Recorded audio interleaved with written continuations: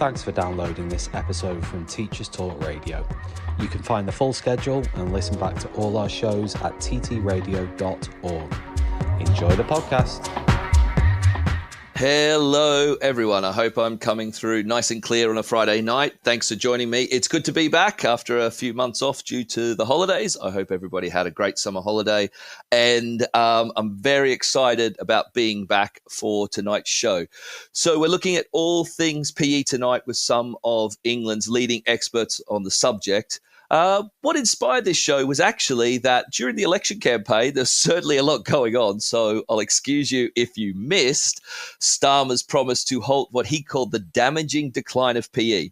So Starmer's exact quote from the article in TES was that Starmer said, many young people now don't have that same opportunity. He was talking about his experience playing football at school.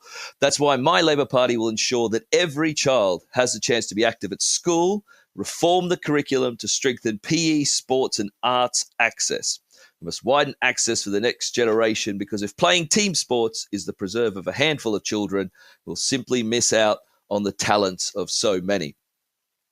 So when I read this article, I was a little bit confused because what he was actually doing raised more questions.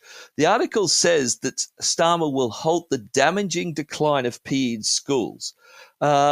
But what he seemed to be talking about was more about experience playing football and being involved in a sporting team. And this comes off the back of PE guidance to schools from May this year, and this is obviously from the Conservative government, that aim to ensure equal opportunities to sport for boys and girls. This too, and I quote, focused on aspects like from Telford Langley School, which worked with the Rugby Football Union to offer a regular after-school rugby club for girls, to the Alexandra Park School, which trained groups of girls to lead girls-only football sessions. Schools across the country are taking innovative approaches to ensure that girls feel empowered to engage in school sports. So this got me thinking, what actually is PE as a subject? What is its actual place in schools? How does it relate to sports provision? Is it the same thing? Is it more of a biology? Human movement. I'm from Australia, and that's what it tends to be, at least at sort of Australia's equivalent of A-level. Or is it a more practical subject? Can it give wider help to societal problems such as exam stress, healthy eating, or is this beyond its remit? To help explore these complex questions, I'm really happy to be joined by three of the country's most respected experts on PE. So I'm going to start with Dr. Gary Steiner. Gary's overall introduction would be, if I was to go through everything, it'd be too long and basically use up the whole show. So I'll be quick. At the moment, Gary is the PGCE in Schools route leader for physical education at the University of Brighton, and he's been there since 2005. But Gary also, amongst many other things, published author on PE, one of the leading voices on PE in the country. Was a Fulbright scholar to the USA, is a PhD from the University of Brighton, and Gary holds the University Award for Teaching Excellence as a co-founder and deputy director at the University of Brighton's Pioneering Football for Peace, and as one of the leading voices, as I said, for PE. So hopefully Gary will be coming through nice and clear now. Hello, Gary. Can you hear me? Yes, I can, David. Can you hear me? Yes, I can hear you loud and clear. So I'm going to start with a really nice, easy question. How would you define PE as a subject, if someone was to ask you? Well, first of all, David, thank you for giving me the opportunity to speak tonight. Physical education is about education. That's why it's called physical education. And quite often, even PE teachers themselves get confused between PE and sport. Quite often they think that they are synonymous. And in my opinion, PE and sport are like chalk and cheese. They're a little bit like wearing two different pairs of shoes, and we all know what happens when you wear two different pairs of shoes. You get blisters. For me, it's more about the physical development of the young person, which I think is a unique contribution to the secondary school curriculum. It's about learning to manage one's body more efficiently. It's about the development of physical skills and ability, and to improve fitness and the understanding of how to maintain a healthy body for life. First and foremost, that's the physical aspect. The educational aspect is more to do with the personal and social development of young people, where physical education can present personal challenges and the development of perseverance, for example, cooperation, responsibility, understanding and trust. You mentioned about the University of Brighton's charity, Football for Peace International, which started 25 years ago in Israel, bringing together young Jewish and Arab children from separate towns and villages, using physical education and physical activity to break down cultural bridges and to teach those young people who live very much separate lives in towns and villages, really, that are no more than a 5-minute drive away, but would never ordinarily enter each other's communities. So PE can teach children about the meaning of trust, a very important word. It takes a lifetime to build up and can be destroyed in a second. Respect for difference, respect for diversity, and appreciation for diversity as well. But also personal responsibility and an understanding of the terms equity and inclusion within society. So sometimes I think people think of PE as sport, about performance-related outcomes, about developing those technical skills, whereas I think it's more to do with the holistic education of young people. So if I could take you back, I'm looking at one of your articles from 2017, and so we're going sort of back in time now, and I just wanted to see. So I just wanted to take you back to an article that you wrote in 2017, and you said, as it stands, the physical education teaching profession currently finds itself in a position of crisis. That was in 2017.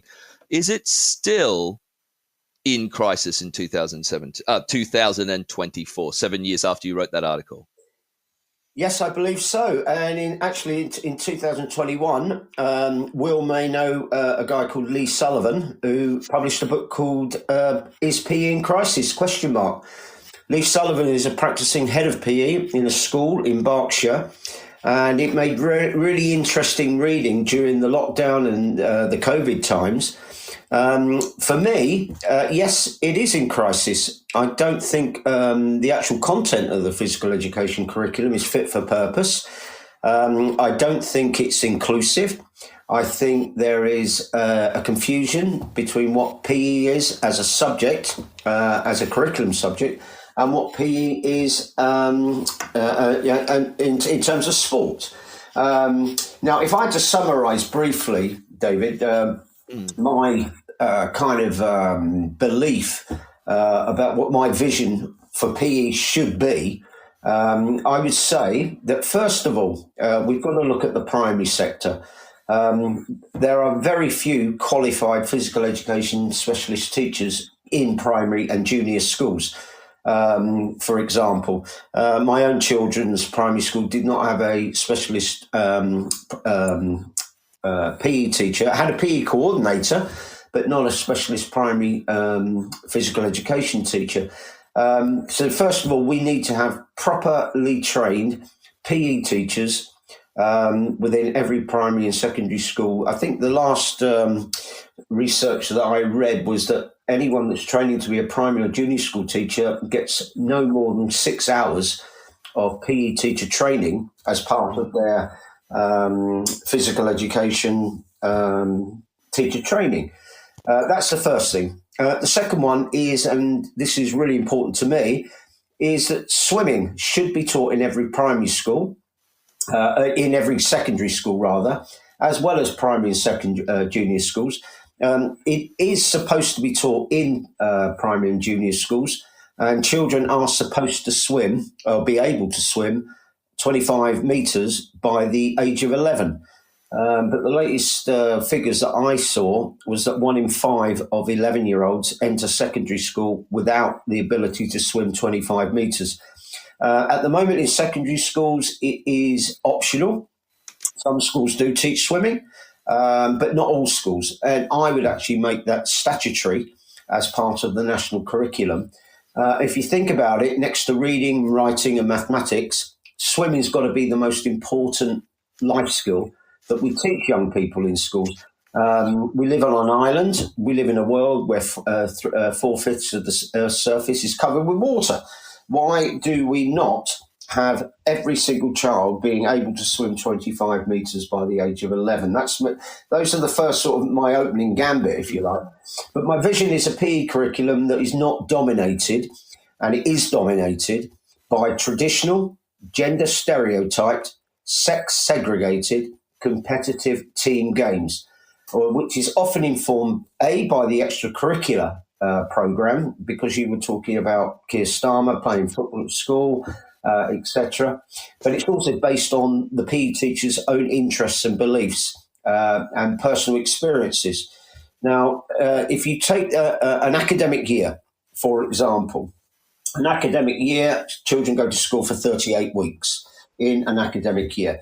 And an academic year, going back to that 38 weeks, that's the amount of time that children spend in school. Now, if they get 2 hours of PE a week, if they're lucky in secondary schools, do the maths, 38 times 2 is 76 hours a year. That's what children get in terms of curriculum provision, just 76 hours. So it's the amount of time. It represents 5% of the total curriculum time. If you compare maths, English, science, and all the other subjects, PE represents 5% of curriculum time. Now, within that 76 hours, in the worst case scenario, 70% of that time available is devoted to gender stereotypes, sex segregated competitive team games, i.e., boys will play football. That's getting better now, I have to say, since the success of the Lionesses. But boys tend to be taught football, rugby, cricket, for example. Girls tend to be taught netball, hockey and rounders, and they're taught netball not necessarily because they're better at it than boys, but simply because they're girls. And we're living on this legacy going back, to the 70s and 80s and 90s, and probably the way that you were taught, I was taught. So I think we need to get away from the sort of gender stereotyped, sex segregated curricula. Now, you mentioned that I was awarded a Fulbright scholarship in 1990. That's absolutely right. I moved to the United States. I taught about a 3-hour drive outside of New York City on the Pennsylvania-New Jersey border in a very large school in the United States, where actually separating boys and girls was not allowed under Title IX of the American Education Amendments Act. And for the first time, I actually taught mixed-gendered PE, which was a challenge in itself because I'd never actually taught girls, let alone mixed groups. So I'm a strong believer in integration and mixed-sex groups. And I think we need to think about a more gender-neutral curriculum where it has a much greater appeal to a much broader population of young people in our schools.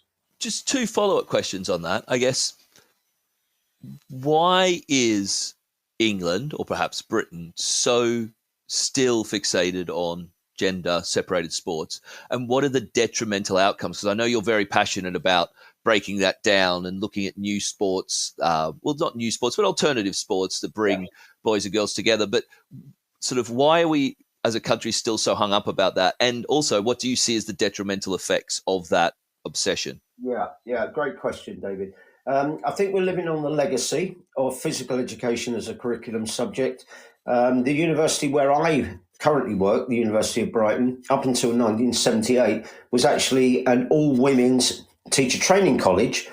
And the one that I went to as an undergraduate student, which I went to Brunel, formerly known as Borough Road College, these were sex-segregated teacher training colleges where men learned how to teach physical education to boys. And the university I currently work previously, up until 1978, was called Chelsea College. And this was a teacher training college just for women, where girls, trainee teachers, female trainee teachers, were taught how to teach physical education to girls. And of course, we associate certain sports with male participation. Rugby, football, for example, netball, we associate with female participation. And I think, from my point of view, we live in a mixed-gendered society, and we need to learn to work and appreciate the contribution that both males and females have in the context of working together. And I think for many boys and girls, when they arrive at secondary school at least, they're taught PE in mixed groups up until the age of 11, and they come to secondary school, and for some reason, they're separated. And it's the first experience that these young people have of what David Rosen describes as sexual apartheid. We separate them, and it's the girls that are taught by the female PE teachers, it's the boys that are taught by male PE teachers, and they're taught a very different curriculum. And I don't think that is inclusive. I don't think that is equitable. We are making progress, and I'll put a lot of that down to the success of the Lionesses winning the Euros and also getting to the World Cup final in football. And there has been a commitment now to get more girls involved within sports that we would traditionally associate with male participation. So, I mean, do you think that idea that Kirk had, that PE itself was actually in danger of sort of disappearing, do you still see that as a threat, or do you think we've sort of come far enough that his idea that maybe PE as an actual subject was in danger is sort of, you're less concerned about that? Yeah, you're referring to David Kirk, I assume. Yes, yeah. The academic from Strathclyde University. Yeah. David's work I've really admired for many years, along with people like John Evans, Sheila Scraton, and Flintoff. Really admired their work about challenging this sport-dominated, performance-related curricula. And there is indeed time for change. Going back to your early question, yes, we are in crisis, I think, and particularly since COVID. We've got many more children now that have mental health issues down to the fact that they were isolated from their friends. They were inactive, just like my children. My children during the lockdown, they were at home for practically a whole year. And didn't see their friends, just like everyone else in this country and around the world. So I think that what we need to do here, David, is think of a PE curriculum, first of all, that offers choice and voice to pupils, that offers breadth, depth and balance of experience across the activity range, that might include alternative sports. You mentioned my 2017 article about addressing the A-list in physical education, and I'll talk more about that in a minute. But what we need to do, if we think of schools, and certainly since 2010, we had a change of government. It was a coalition government between the Conservatives and the Liberal Democrats, with David Cameron eventually becoming Prime Minister when they won the following general election. And what schools have become businesses. We've seen that with the merger of schools into academy trusts, etc. And if schools have become businesses ask their customers what they like, what they dislike, what they like to have. Why don't we ask children and give them a choice and a voice? Because what we're offering them in this current system, a product, and the product is physical education. And if the customer is always right, why don't we ask the customer what they want? I mean, currently what's on offer turns away a lot of children. I mean, typically in a PE class, David, you would have around 25% of a class of 30 would be what we call sporty children. Those are children that love the subject, love the teacher, are first to arrive at the changing rooms, first to get changed, really, really keen, and will do anything because they absolutely love sport or physical activity.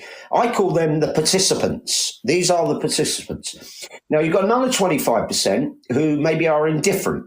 that do it because they're told to do it, but they're indifferent. I call them the passengers. They're along for the ride. Then you've got about 25% of the kids in that class who don't like PE. They really don't like it. They get on with it. They don't want to cause any problems. And I call them the prisoners. Now, you've got 25% that hate the subject and will do anything to escape. I call them the prisoners. That is your typical makeup of a class of 30. Why are we providing them or providing a PE curriculum and the content of the curriculum that just suits 25% of the makeup of a class? We need to think more broadly. Now, at the University of Brighton, as I mentioned, we've got something called the A-list. And the A-list refers to, first of all, alternative games. There are many alternative games to the traditional type of team games. I've been back at work since the 2nd of September with the new PGCEs, and we've introduced them to a whole range of different alternative games and activities that include, for example, the Canadian game of Kinball, Kinball, and it's basically a very large pink ball played with 3 teams on the court. And I think that, for example, because it's different, might have a much greater appeal to a much broader population of children within schools. It's a fantastic game. We've also introduced our students to a game that comes from Switzerland called Chukball. And the unique part of Chukball is that you don't defend a particular end of the field or the court. You can attack either end of the court. It's an invasion game where you maneuver an object, in this case a ball, through a defended territory to an agreed target within set parameters over a prescribed period of time. And the whole idea is to hit a Chukball frame. It's called Chukball because of the noise that it makes, for example, on the sound that the ball makes on the Chukball frame. It's a little bit like a gymnastics trampette at 45 degrees. And the whole idea is to score by throwing the ball at the frame and it hits the ground. The way to prevent a point or a score being made is to catch the ball before it hits the ground. So we've introduced them to that. I've during my time at the University of Brighton, I've spent some time in Belgium at the University of Leuven on the Erasmus Exchange Scheme, which is now known as the Turin Exchange Scheme.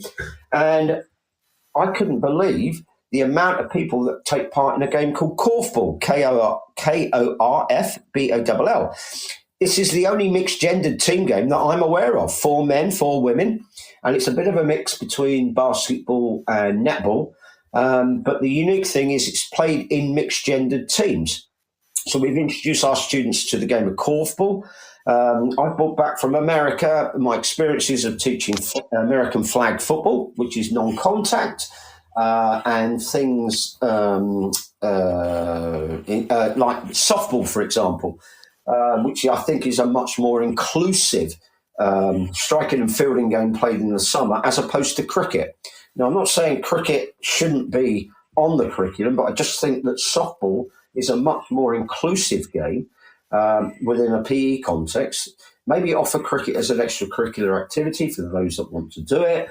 But I think softball in the summer is a much better game. 3 outs and that's the end of an innings. Fielders become batters, batters become fielders. So I'm very much into looking at what those alternatives are. I spent some time in Germany at the Humboldt University and the German Sports University of Cologne.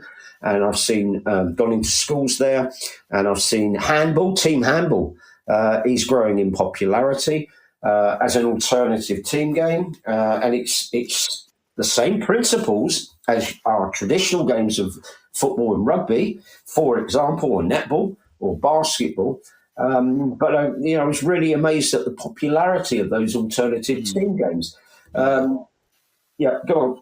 No, I just want to ask you about, the impact of those sports potentially and the barriers to new teachers taking them in when they go in. We're just going to go to our first ad break, but that's what I'd really like to discuss. I mean, these are all sort of fantastic ideas, and I've seen how they should be working. But I guess what I want to see is, what I want to discuss is like, what are the barriers for a young teacher going into a school and saying, oh, I've got these ideas that I had from my PGCE. So when we come back from the first ad break, I'd like to ask you about that a bit further, Gary. This show is brought to you in partnership with John Catt Educational, publishers of professional development books and resources that support great teaching and learning in schools around the world. Don't miss out. Level up your professional development today and visit johncattbookshop.com to explore the full range of titles. Use the code JCTTR2425 for 20% off your order. Happy reading. Introducing Reading Solutions UK. Home to Dreambox Reading Plus, the online reading development program, improving outcomes for students and schools nationwide. Create stronger readers in your school from Key Stage 2 to beyond GCSE, using Reading Plus's evidence-based adaptive technology. Reading Plus accurately assesses your students' skills gaps and places them on a personalised learning pathway, built to accelerate their strengths and improve on their areas for development. You can try the program with a free 4-week pilot today. Search Reading Solutions UK to find their website and request your free pilot today. How can you show your students the opportunities that await them? How can you fuel their aspirations and motivate them to achieve? Futurum Careers provides a wealth of stimulating resources aimed at encouraging 14 to 19-year-olds to pursue careers in STEM and SHAPE. We help you to show your students what they can aim for and how. From articles to activity sheets, animations to podcasts, all our resources align with Gatsby benchmarks and are free for you and your students to download. Visit futurumcareers.com and subscribe today. Futurum Careers, helping teachers to inspire the next generation. Get set for the year ahead with the Bloomsbury Education Back to School sale. Save 30% on all Bloomsbury education books until 30th September. From the very best in research-led practice to trusted advice on inclusivity, behaviour and curriculum design, we've got something for everyone. Visit bloomsbury.com/B2S sale to shop now and save 30%. Bloomsbury Education, books for every step of your teaching journey. Teachers, mark your calendars for BetUK 2025, the world's biggest EdTech event.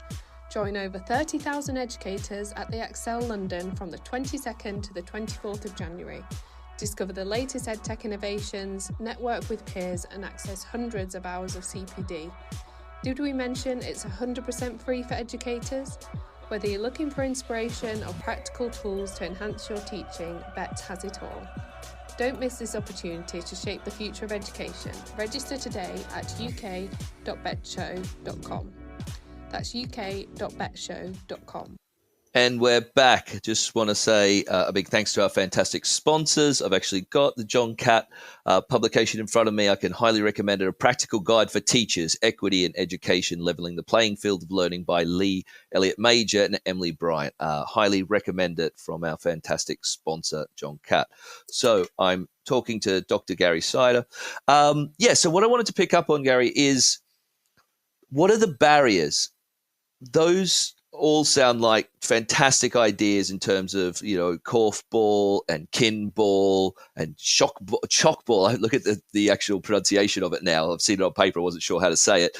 But what would be I could see major barriers for a PGCE student who's been with you going out into a school and saying, I'd really like to do this. And they're like, well, no, we've always just done it with sort of football and traditional sports. So what would you say to a young teacher, well, they don't have to be young, but a new teacher going out into the world who wants to make a change?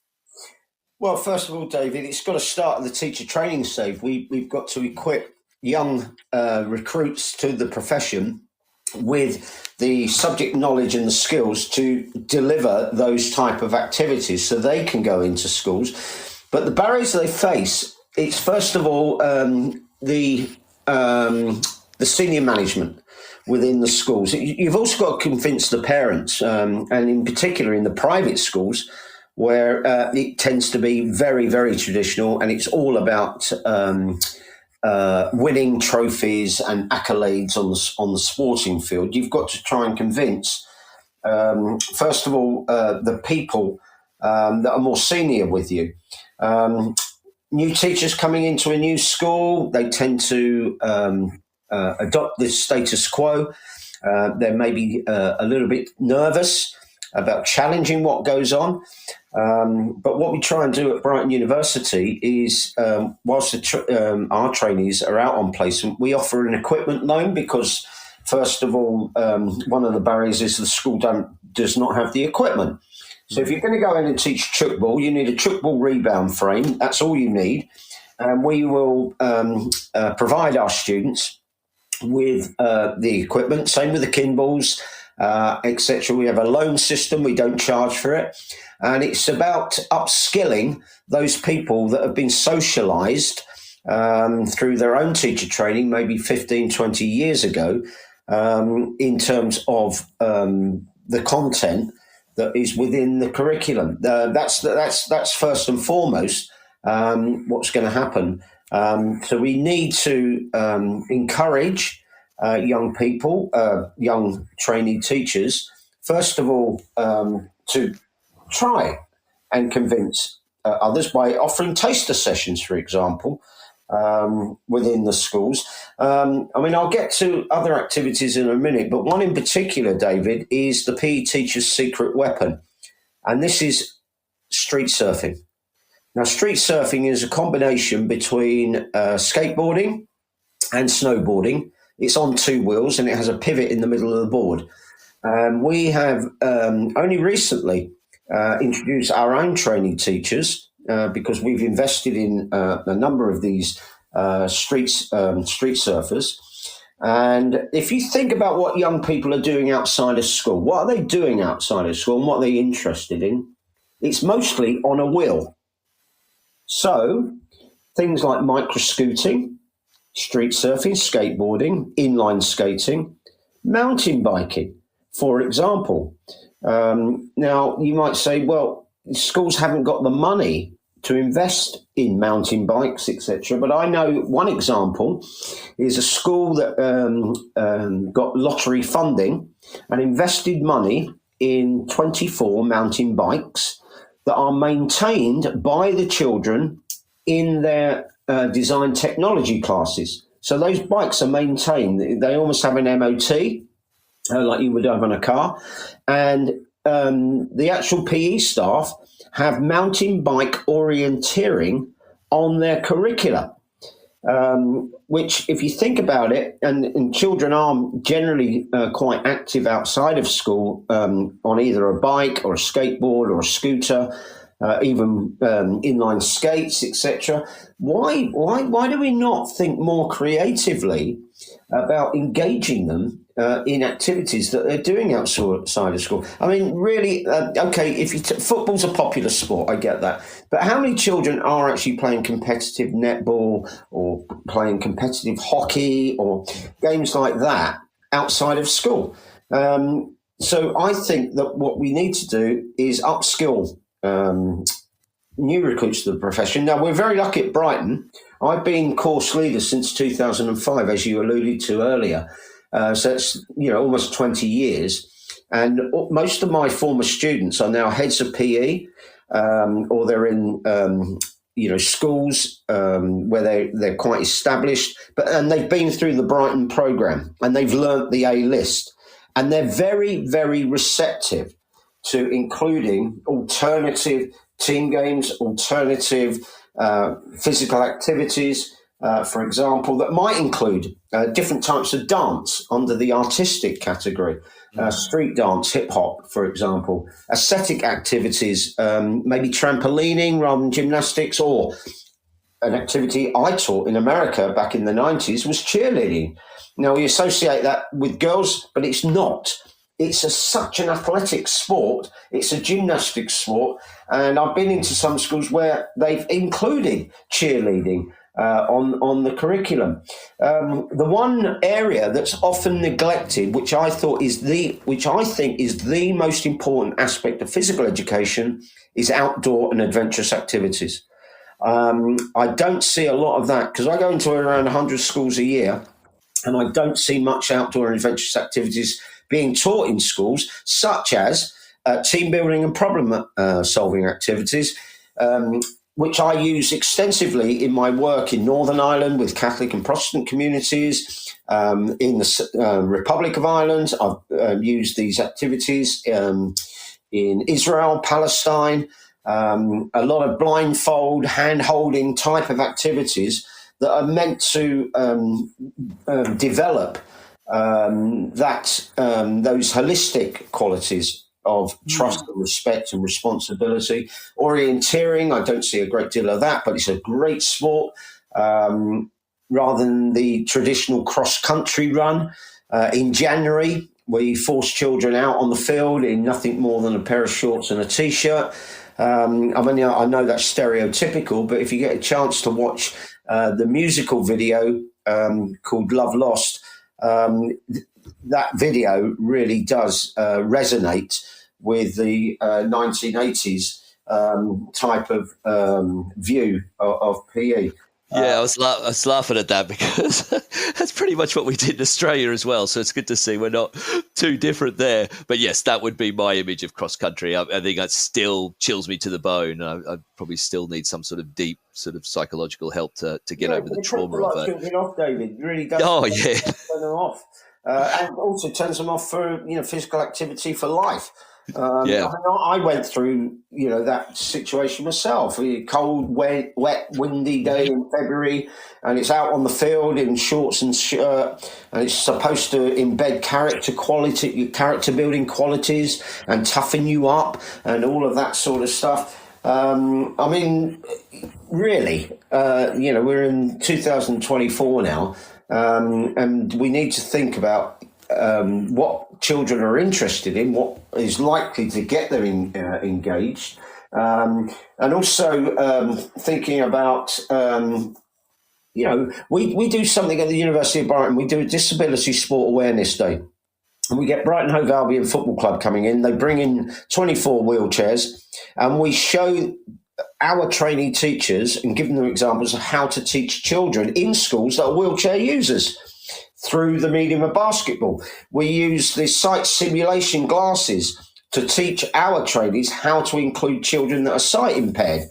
We teach them Makaton signing so that they at least have some understanding of how to sign to a child that is hearing impaired. And then we introduce them to a range of disability games, such as bocce, sitting volleyball, new age curling. And again, they're all in the Paralympics, and we've recently celebrated the 24 Paris Paralympics by introducing our students to those very games. The game of goalball, which is specifically for sight impaired, to give our students an understanding of what it is like to have that impairment, and also to get them to think about including those games within the PE curriculum for children that are not wheelchair users or are not sight impaired, to give those children an empathy and an understanding of what it's like to be in that situation. So, for me, that's where the education comes in. It's not about developing elite performers. That was very much under the Conservative government, where there's been an increasing emphasis on the competition in sport. I'll give you a great example of that. You may recall when Boris Johnson went to Japan on a state visit, he was at an AstroTurf, and children were playing rugby, and he intercepted a ball whilst watching this game. Intercepted the ball, ran the full length of the pitch, and knocked a 10-year-old child out of the way on his way to the try-scoring area so that he could score the try. And that, for me, epitomised the government's view of what physical education is about. Give them more proper, and the word was proper team sports, and we'll have fewer depressed teenagers on our streets.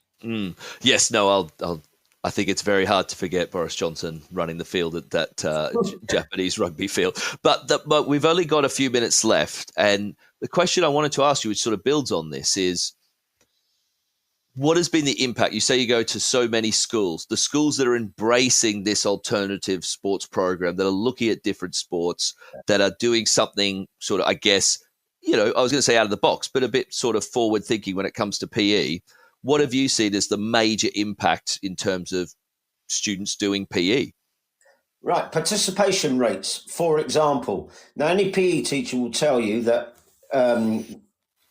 they'll have a proportion of their class that arrive with excuse notes. Some are genuine, some are forged, but some are genuine. What I think is the impact is the increase in participation rates. I mean, I'll give you a perfect example. When I was teaching in schools, I used to have more excuse notes on days where I was teaching rugby union, for example.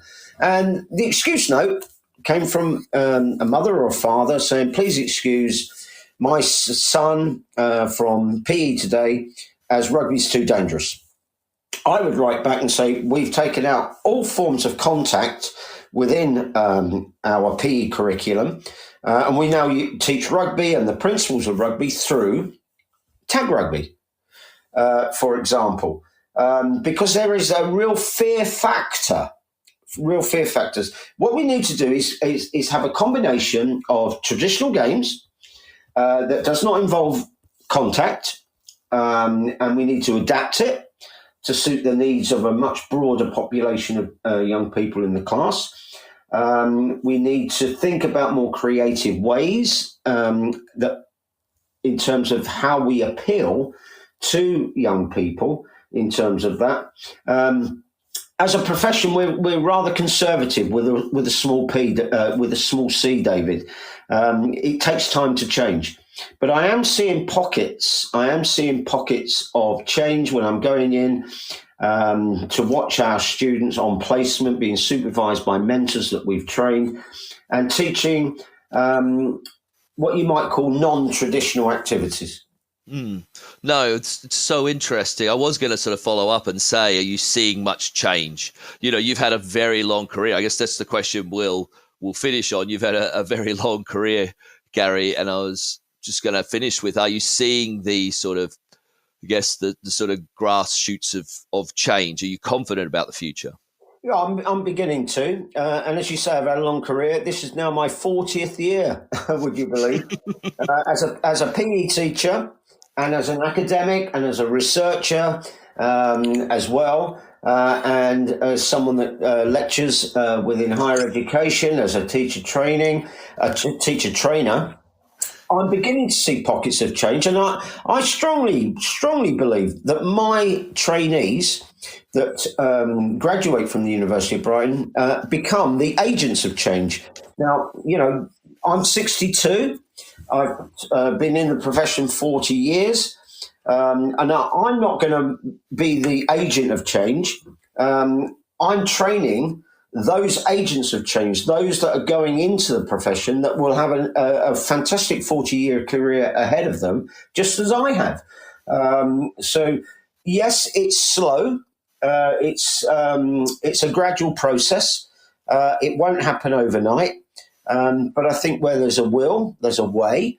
And that's what we try to encourage with our students when they're on placement, to work alongside their mentors, to think about alternative ways of providing a more inclusive curriculum that is based upon health, active lifestyles, rather than sports-based, multi-activity a curriculum that has performance-related outcomes at its heart. So thank you so much, Gary. That was just such an enlightening insight into the state of PE and the possible future. I really, really appreciate your time tonight. You are most welcome, David. Most welcome. Thank you. Have a nice evening. You too. Cheers, Gary. So when we come back from the news, I'll be talking to Will Stace and Dr. Vicky Randall just to continue our conversation about PE and the future and possible future of PE in this country. This show is brought to you in partnership with John Catt Educational, publishers of professional development books and resources that support great teaching and learning in schools around the world. Don't miss out. Level up your professional development today and visit johncattbookshop.com to explore the full range of titles. Use the code JCTTR2425 for 20% off your order. Happy reading. Introducing Reading Solutions UK. Home to Dreambox Reading Plus, the online reading development programme, improving outcomes for students and schools nationwide. Create stronger readers in your school from Key Stage 2 to beyond GCSE, using Reading Plus's evidence-based adaptive technology. Reading Plus accurately assesses your students' skills gaps and places them on a personalised learning pathway, built to accelerate their strengths and improve on their areas for development. You can try the programme with a free 4-week pilot today. Search Reading Solutions UK to find their website and request your free pilot today. How can you show your students the opportunities that await them? How can you fuel their aspirations and motivate them to achieve? Futurum Careers provides a wealth of stimulating resources aimed at encouraging 14 to 19-year-olds to pursue careers in STEM and SHAPE. We help you to show your students what they can aim for and how. From articles to activity sheets, animations to podcasts, all our resources align with Gatsby benchmarks and are free for you and your students to download. Visit futurumcareers.com and subscribe today. Futurum Careers, helping teachers to inspire the next generation. Get set for the year ahead with the Bloomsbury Education Back to School sale.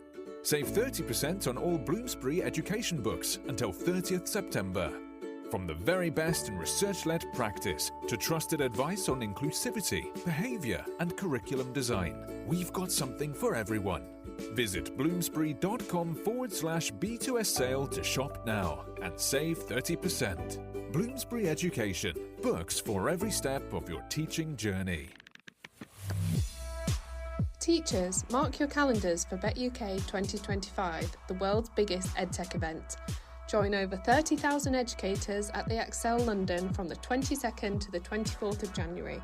Discover the latest EdTech innovations, network with peers and access hundreds of hours of CPD. Did we mention it's 100% free for educators? Whether you're looking for inspiration or practical tools to enhance your teaching, BET has it all. Don't miss this opportunity to shape the future of education. Register today at uk.betshow.com. That's uk.betshow.com. This is Teachers Talk Radio, and this is Teachers Talk Radio News.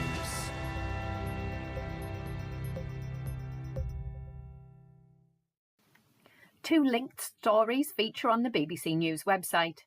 The first is an in-depth piece on tuition fees and government funding for higher education, with 141 UK universities now calling for change. Whilst many universities have previously made comments on the funding crisis, the BBC Today programme says Universities UK is now saying that a rise in tuition fees and more government investment is needed so that the sector does not slide into decline. This comes as record numbers of home students begin courses this month, but the number of international students is down. About 40% of universities are expecting to return a budget deficit this year, according to the regulator, the Office for Students. Universities UK says that if investment in teaching students had kept up with inflation funding per student, it would be in the region of £12,000 to £13,000. Higher Education Policy Institute says it would be politically difficult to put up fees, but there needs to be a decision about funding. Changes to visa rules and a currency crash in Nigeria have reduced applications for students from abroad, whilst the cost of living crisis means students now need about £18,000 a year to live on, but the maximum loan amount is £10,000. The full Today programme is available on BBC Sounds. Meanwhile, another story is the amount of debt graduates are leaving university with. The BBC focuses on those graduates who took out loans in England and Wales between 2012 and 2023, when interest rates hit 8%. The article tells the story of graduate Adam, who borrowed £44,000 and has paid back £7,000 since graduating 4 years ago, but now owes £54,000. Despite having a good job, his salary isn't even covering the interest on the debt, and the amount is going up, not down. This situation predominantly affects those on Plan 2 loans, with some graduates reporting that the repayments are making applying for mortgages difficult, and others viewing it as a tax on graduates. The Save the Student campaign group says it could, but shouldn't, put students off. Whichever way we look at it, it seems the issues of funding, tuition fees and student loans are something the government will need to tackle, although a Department for Education spokesperson acknowledged it's going to take time to get it right. In the world of online technology, something many young people use regularly, Instagram has said it is overhauling the way it works for teenagers. In a press release, it promised more built-in protections for young people and said it had added controls for parents. The new teen accounts have been introduced in the UK, as well as the US, Canada and Australia. This means privacy settings will be activated by default for all under 18s, including making content unviewable for people who don't follow them, and actively require approval for all new followers. Children aged 13 to 15 will only be able to adjust these settings by adding a parent or guardian to their account. The UK children's charity, the NSPCC, responded to Instagram's announcement by calling it a step in the right direction, but said it must also be backed up by proactive measures that prevent harmful content in the first place. Further details of this story can be found online. The Guardian reports on school uniforms in France. Uniforms have not been compulsory in state schools in France since 1968. They have made a return in one town to establish if they can reduce inequality and improve behaviour. The school uniform debate has long been a focus of discussion in the UK and has sometimes been seen as something of a polarising topic.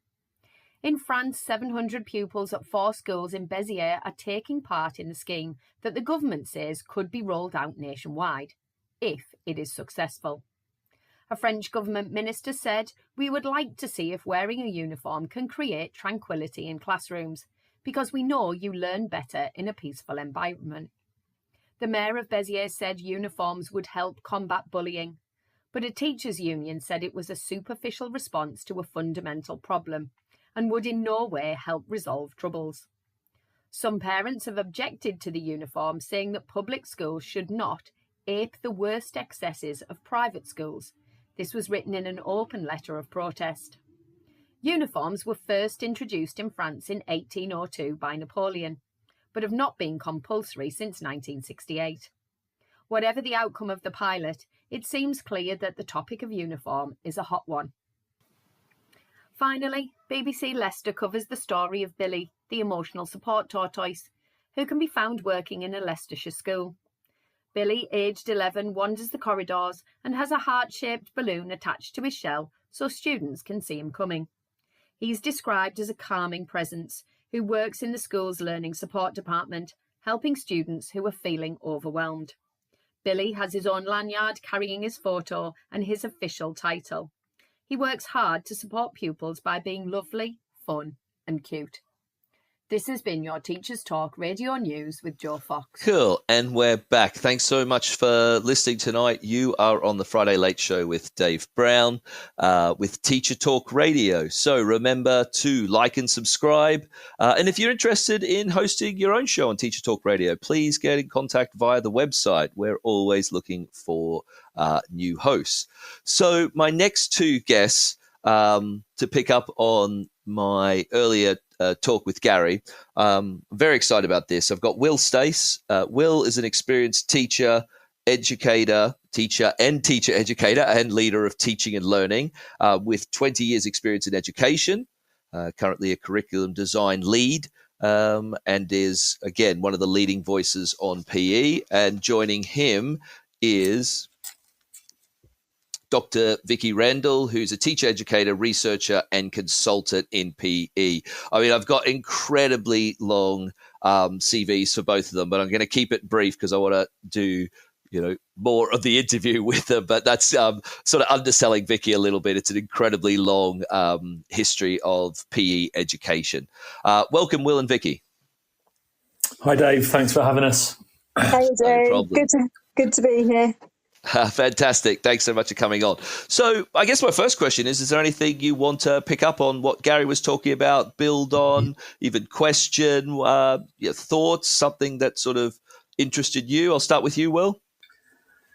Yeah, lots. Like Gary talks a lot of sense and also raises a lot of important points. And I guess, he talked a lot about the prisoners, the 25%, didn't he? And I guess I talk a lot about PE as a Marmite subject and the fact that some children love it and others hate it. And if you look at participation rates in this country at the moment, there's clearly a problem. But it's not a problem that we can deliver just at the door of physical educators. Like we've got a profession of I'm privileged to spend a lot of time with people that are doing an amazing job. So I feel like we're quite fragmented in the PE space. There's some really exciting work going on. And to your last question, it was around, change, and is change coming? I think there's a lot of exciting things happening and there's a real shift of momentum towards that. So I don't know, might be worth bouncing to Vicky, knowing that particularly at a primary end, I know Gary, like myself, has focused and supported a lot more recently in secondary PGCEs and trainee teachers. So it'd be nice to hear what's coming in at the younger age group, Vicky. Yeah, what about yourself, Vicky? Is there anything you want to pick up? Yeah, sure. I mean, one of the biggest changes, I think, that's a real shoot of hope in primary physical education, certainly over the last 10 years, that I've really noticed is we've become an evidence-based, research-based sector of physical education. It feels like we're no longer just the small sibling or the younger sibling of secondary PE. There is some real momentum in understanding primary physical education as its own discipline and area and knowledge. And we've got loads of knowledge and insight now. We've also had significant investment. Now, that is caveated as an opportunity and a bit of a challenge. We've had 11 years of the PE Sport Premium in primary, which has made PE the highest additionally funded subject in the primary curriculum. So just shy of £3 billion since 2013 now. But with that, has it moved us on? In ways, it's given us a diverse workforce. It's given us a sort of high profile in sort of government circles. But going back to Gary's point, it's not really transformed massively. So maybe money's not the big factor there, but we've had, significant investment. But the biggest point I think I want to pick up that Gary's mentioned is, there was a lot of talk about activities, and in primary education, certainly, I think that can be a little bit of a red herring. If we want to move the discourse on from sport, we need to stop talking about other types of sports. And we need to, in Lee Sullivan's book on, is PE in Crisis, he extensively talks about our why. So we need to, I absolutely wholeheartedly agree with everything Gary's raised, but I think the conversations, we need to shift away now from maybe talking about that and really understanding where the value is. Because if money's not shifted it, if government and political circles haven't shifted it, if a wealth of diversity of sport and activities hasn't shifted outcomes for young people and engagement, then maybe we need to head somewhere else. So, I'll leave it on that point. But I think there's some thoughts there. One of the other things I think Gary said early on was about the lack of, properly trained, specific PE teachers at primary school. What are your thoughts on that, Vicky? Is that an issue you still are seeing? Yeah, I mean, Gary mentioned some figures there, and I believe that's from one of the papers that I did a number of years ago now. And there is significantly lack of time in preparing teachers. But I will, 0 to 3 hours in some institutions. And some of our studies felt that in school, our trainees that we did as a national piece of research were saying they were getting about 45, 49% of them were doing 0 hours of teaching PE when they were on a placement. And that's really worrying to me as a teacher educator, because part of initial teacher education is to go and apply your craft, your learning, to to pick up knowledge and insight from working with the children. We can do so much in a university, but unless they have the opportunity in school, it stays theoretical, or it stays a nice idea. So that for me is the biggest concern. And there has been a clear correlation with why that's happening. And we've seen, as the amount of money that comes into primary increases, we see that PE becomes more outsourced. So initial teacher education and our beginning teachers, pre-service teachers, don't think this is a subject that they teach anymore. And understandably, because they're not being asked to teach it. Someone comes in external to teach it. And we're not really going to help prepare that teacher until we can change that messaging around, no, you are the best people to teach these young people, and create that space for them again. And what do you think are the consequences of that outsourcing as it becomes more of a problem? Yeah, I mean, so many, but I'll stick to two key issues. The first is, I think it's reinforced those messages Gary said about PE being sport, and David Kirk has talked extensively about sport as sport ideas. And the more we bring sport coaches in to teach PE, we're absolutely going to compound that messaging that physical education from the age of a 4 and 5-year-old is teaching them about sport and neglects those wider holistic concepts that Gary mentioned. And the second thing is, physical education is about understanding our bodies. And if we just keep putting bodies in that are sporting bodies, or wear specialist kit, or is a teacher that's not my normal teacher, then that's something different and specialist. And I think we just need to help children and schools really normalise that physical education is a wider part of their day-to-day, a wider part of their curriculum, and a wider part of their whole school life. And that's not to say our coaches and external workforce don't absolutely have a place in school, but I think we've kind of conflated and mixed up some messaging there around that hasn't helped that PE and sport debate over the last decade or so. So, Will, would you be able to set the sort of the scene for the listeners? One of the big things I'm interested in is the debate within the PE sector itself about the sort of purpose of PE, or I guess what PE is as a subject. One of my own colleagues, so I teach history, when I said I was doing a show on PE, her reaction was, what's there to talk about with PE? Like it's PE, like you do sport and that's it. And I was like, no, there's a massive debate about the subject. And she was quite surprised. And I think actually her attitude probably outside the PE sector is, I don't want to stereotype, but I think it's a lot of teachers' attitudes about PE, which is, PE is pretty set. And actually it's not. It's a massive debate. So would you be able to sort of pick up on that a bit further and explain to the listeners a little bit more about the big debates that are going on, about the subject? Yeah, of course, Dave. And yeah, I guess, we touched on this briefly, didn't we, when you reached out to me about speaking tonight. And I know that you tuned into James Sims, the Everlearner debate between Greg Dwyer and Lee. And certainly in that debate, there was this conversation about should PE be staying in its lane? And it's about physical education. The USP of the subject is about developing physical competences, and therefore we need to work on helping the body move better and I guess developing at a primary level, I guess, some of those fundamental movement skills that can then be developed into sporting skills or skills that can be applied in different physical activities, so wider health and well-being remit. And then I guess that alternative school of thought around, actually for lots of children, certainly as a secondary PE teacher by trade, by the time children have reached the age of 11 and come to me, they either already love or hate football. So more football will either be the best part of their day or continue to be the worst part of their day. So going back to Gary's points about notes being received, but actually changing the activity from football to something else, as Vicky's alluded to, doesn't fix the problem. What we've got to do is change how we deliver it and what our focus of learning is, and how do we try and hit those broader aspects of learning. For me, what's enabled me to really enjoy life is some of those skills that I did pick up from sport, but it's that social connection, that sense of belonging, the having the confidence to step into new spaces, to speak on a podcast, to go work with new people. So I think, there's that kind of school of thought that actually if we focus too much on movement competence and fitness and healthy body, we're neglecting the fact that absolutely the brain and body are so well connected and the one doesn't lead the other.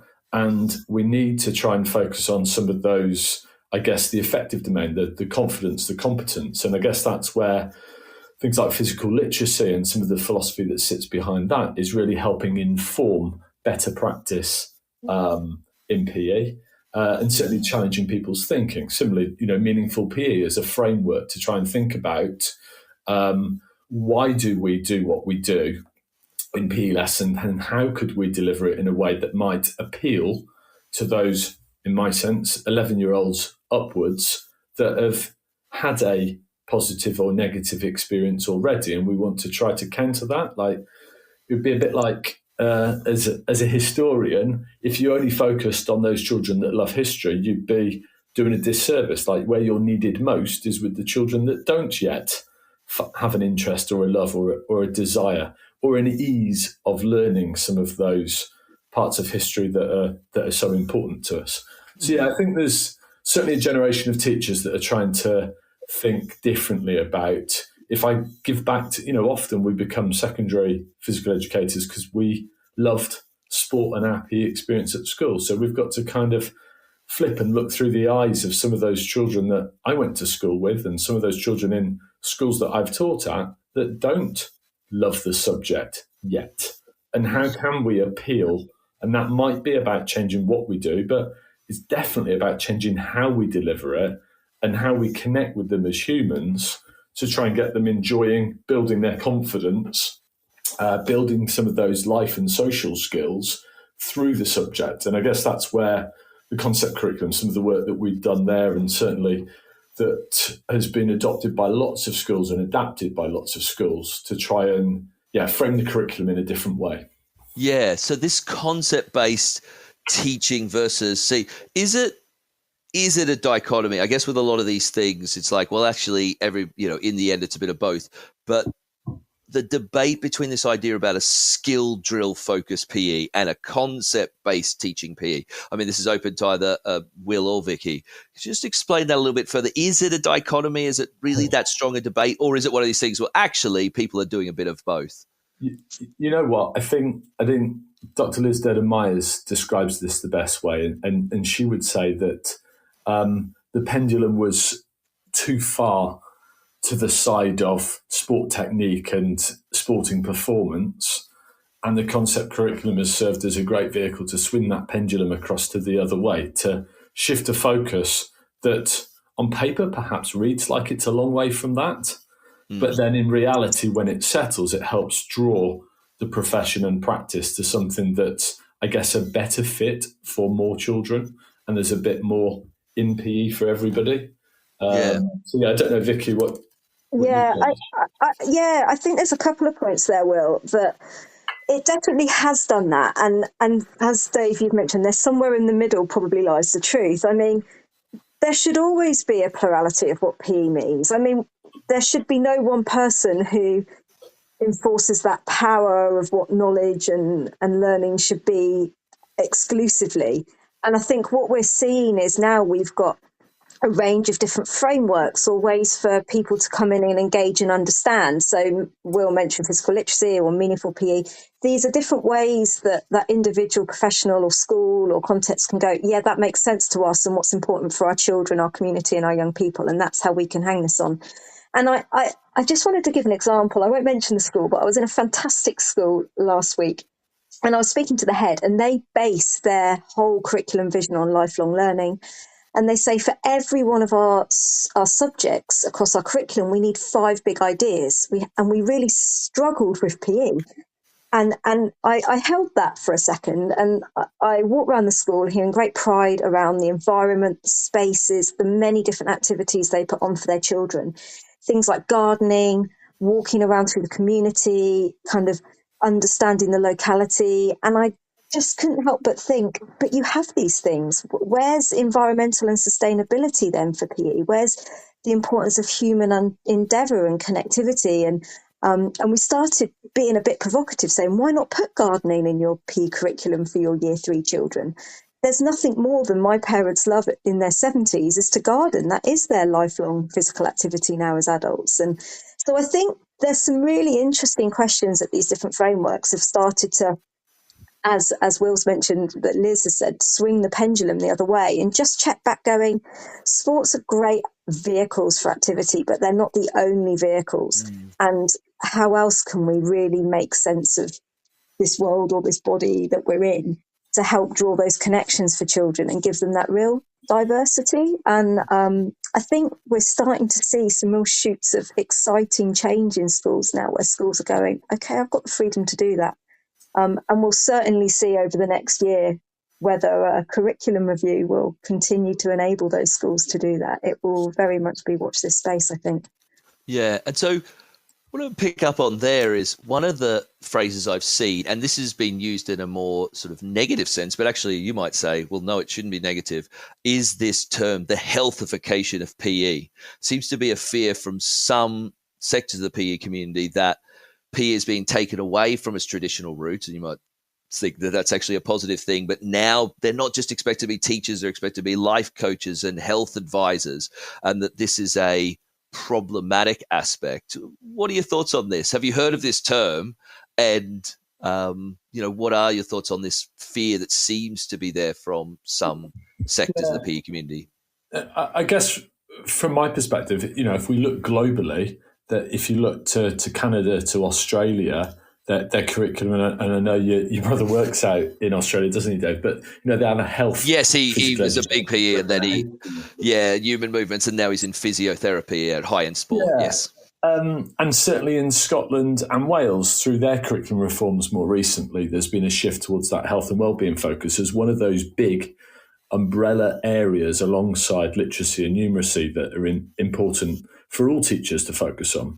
And there's good and bad in that, isn't there? If you're raising the profile of something, we used to have a saying at my last school that, every teacher is a teacher of literacy. And I absolutely believe that.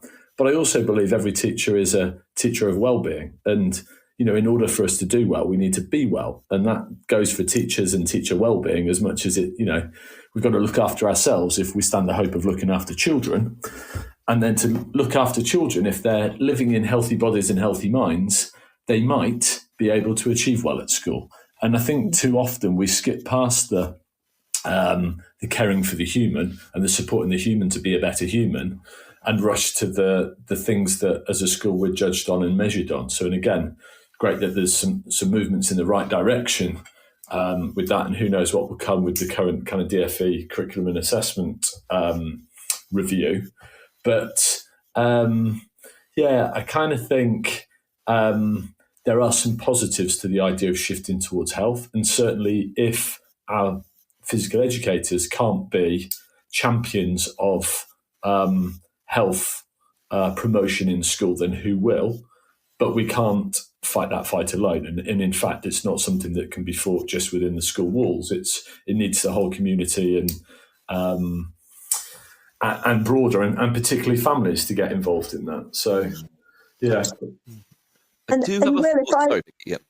Sorry, Dave, I was just going to say, and I think there's some really important points there. There's a distinct difference between the importance of a health promoting school, if that's the way schools want to go, and as Will and I think would probably say is a really important thing for schools to do, and we all have responsibility, between using movement and physical activity as a way to combat something that's going wrong, rather than valuing it as an inherently wonderful thing in its own right. And I'm really conscious of children, even as young as 4 and 5 years old, being informed that you need to move and get your steps up because this avoids things like cardiovascular respiratory diseases when you're older. I mean, they're 5. And why are we planting those messages about you move X number of steps or X number of minutes a day to stave off badness and illness? Why are we not throwing that round and going, you move because it's just a wonderful thing to do? and it can lead to many wonderful things in your life. Yet I think we've got so fearful that it's been a move to dis-ease as it is, rather than ease of movement. And that's the thing I've been most worried about, where physical education has been placed in a health space, that it's just been angled, slightly skewed in those messaging to children. Yeah, I've got many follow-up questions, and as usual, not enough time. Go to our final ad break, and when I come back, we're going to finish off our conversation with Will and Vicky. This show is brought to you in partnership with John Catt Educational, publishers of professional development books and resources that support great teaching and learning in schools around the world. Don't miss out. Level up your professional development today and visit johncattbookshop.com to explore the full range of titles. Use the code JCTTR2425 for 20% off your order. Happy reading. Introducing Reading Solutions UK, home to Dreambox Reading Plus, the online reading development programme, improving outcomes for students and schools nationwide. Create stronger readers in your school from Key Stage 2 to beyond GCSE, using Reading Plus's evidence-based adaptive technology. Reading Plus accurately assesses your students' skills gaps and places them on a personalised learning pathway, built to accelerate their strengths and improve on their areas for development. You can try the programme with a free 4-week pilot today. Search Reading Solutions UK to find their website and request your free pilot today. How can you show your students the opportunities that await them? How can you fuel their aspirations and motivate them to achieve? Futurum Careers provides a wealth of stimulating resources aimed at encouraging 14 to 19-year-olds to pursue careers in STEM and SHAPE. We help you to show your students what they can aim for and how. From articles to activity sheets, animations to podcasts, all our resources align with Gatsby benchmarks and are free for you and your students to download. Visit futurumcareers.com and subscribe today. Futurum Careers, helping teachers to inspire the next generation. Get set for the year ahead with the Bloomsbury Education Back to School sale. Save 30% on all Bloomsbury education books until 30th September. From the very best in research-led practice to trusted advice on inclusivity, behaviour and curriculum design, we've got something for everyone. Visit bloomsbury.com/B2S sale to shop now and save 30%. Bloomsbury Education, books for every step of your teaching journey. Teachers, mark your calendars for BetUK 2025, the world's biggest EdTech event. Join over 30,000 educators at the Excel London from the 22nd to the 24th of January. Discover the latest EdTech innovations, network with peers and access hundreds of hours of CPD. Did we mention it's 100% free for educators? Whether you're looking for inspiration or practical tools to enhance your teaching, BET has it all. Don't miss this opportunity to shape the future of education. Register today at uk.betshow.com. That's uk.betshow.com. This is Teachers Talk. Sorry, and we are back. So, with all this debate and ideas about the PE curriculum itself, I guess my question is, I'll start with you, Will, at high school level, what does it now mean to be good at PE? Like, how is it actually assessed? What does it mean to be high ability?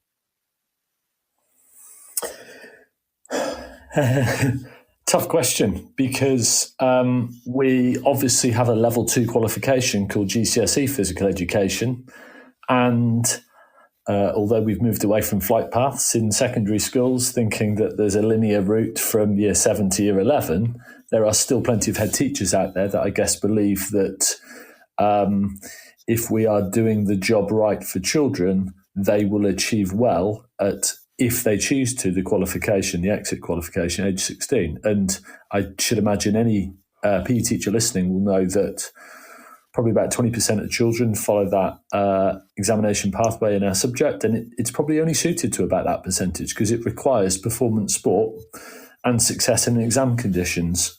So I'm actually really disappointed to see that lots of schools watered down some of that GCSE content into their Key Stage 3 provision to try and help bridge that gap for those that choose to take it on. So I think success at Key Stage 4 in the examination subject would be far better called GCSE Sports Science. I think it's a great pathway into sixth form university study of some of those courses, including things that I studied.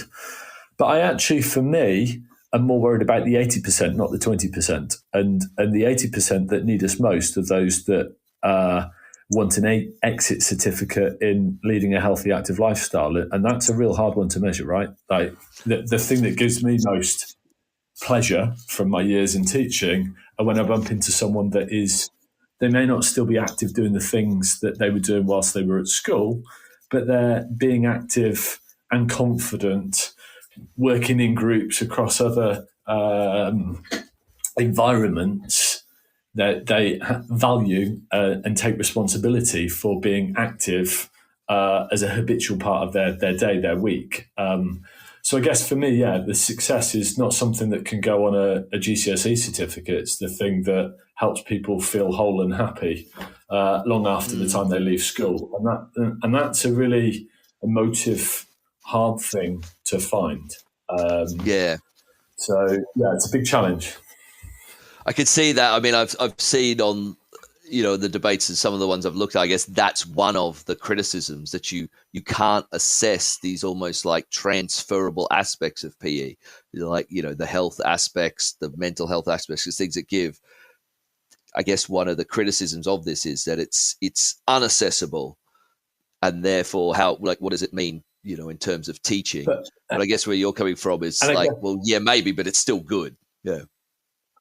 Yeah, definitely. And if you've read any of Guy Claxton's stuff around the future of teaching, I'm a big believer in, our future is, and Anthony Selden, our future is AI.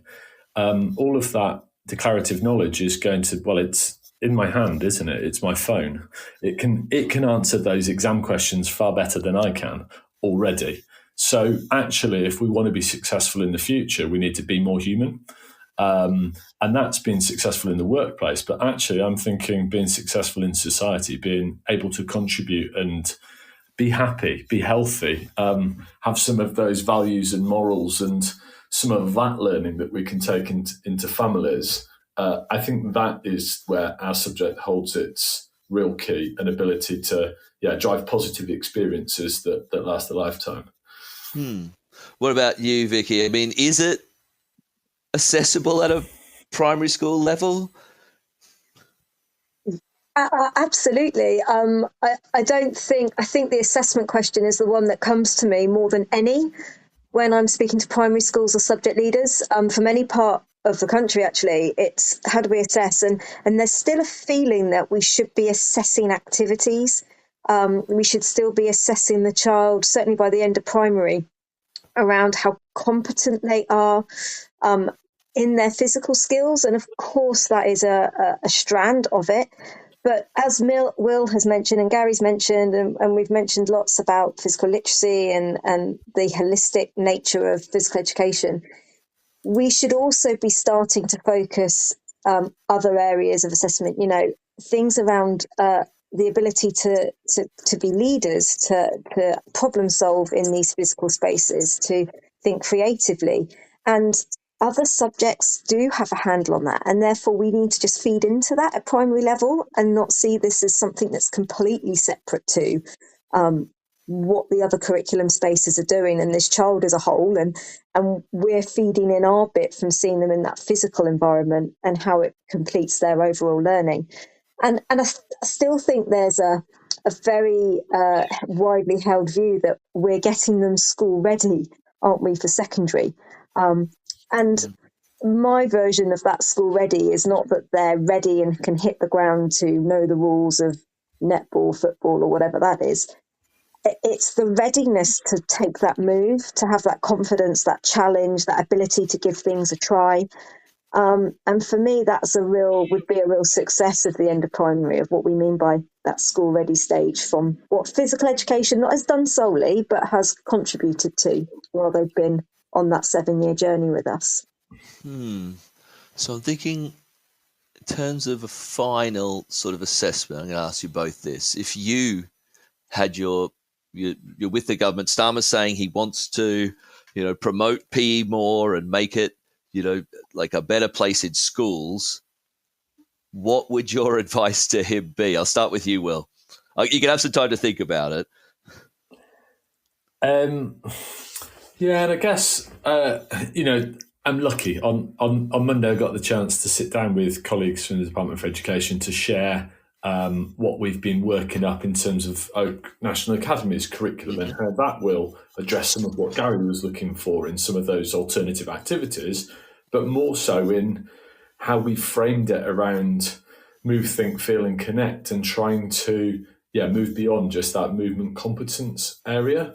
So I feel like if you look in the PE space, the more you look, the more you find people looking for that or already doing and needing to do. And you know what, for some of the schools I've been supporting, it's because behaviour is poor and engagement is poor. So they've moved towards things that are more engaging and exciting for children. That's led them to, whether it be a No Show Grow or a Hands, Heads, Heart, or a framework for assessment that really recognises and promotes that idea of mind, body, heart, soul, like the whole person development. I think there's a lot of good practice in the profession, and I think my hope is through the DFE's current curriculum and assessment review is that they will look at the best practice that's happening in schools already and look at what's working and find ways to build that into policy and into guidance that can support other schools to do the same. Vicky? Yeah, well, I'm glad Will went first. That gave me a bit more thinking time. But I think that's helped. That is such a tough question. And like Will, we have had the privilege of being in those spaces and to try and influence that over the years. And I think my first wish would be to start a focus on the language we're using. Language is so important, isn't it? It frames so much, and we still see the government referring to this as a review of the sport curriculum for physical education. And I just think on a fundamental level, I'd like to see some language framing change, because I think once we've opened that door and we start to speak around a common language, as common as it can be and where we're aiming for and what we're looking for, I think we can really move forward on that. But that would be my first, probably my biggest wish and hope for how this review goes over the next few months. I think that's an amazing place to leave it. Thank you so much, Will and Vicky, for joining me quite late on a Friday night to talk all things PE. It's been fascinating. I want to thank Gary from before. And I really appreciate you coming on and talking about something that's really clearly passionate to you. I think it's been really insightful. Pleasure. Thanks very much, Dave. Yeah, it's been great, Dave. Thank you. Thank you. Thanks for listening, everyone. It's been fantastic. I hope you enjoyed the show. As I said before, you're listening to Teacher Talk Radio. Please like and subscribe. And that is the end of my Friday night show. Thank you very much. You've been listening to Teachers Talk Radio. Tune in live and listen back at ttradio.org. We look forward to hearing from you next time on Teachers Talk Radio.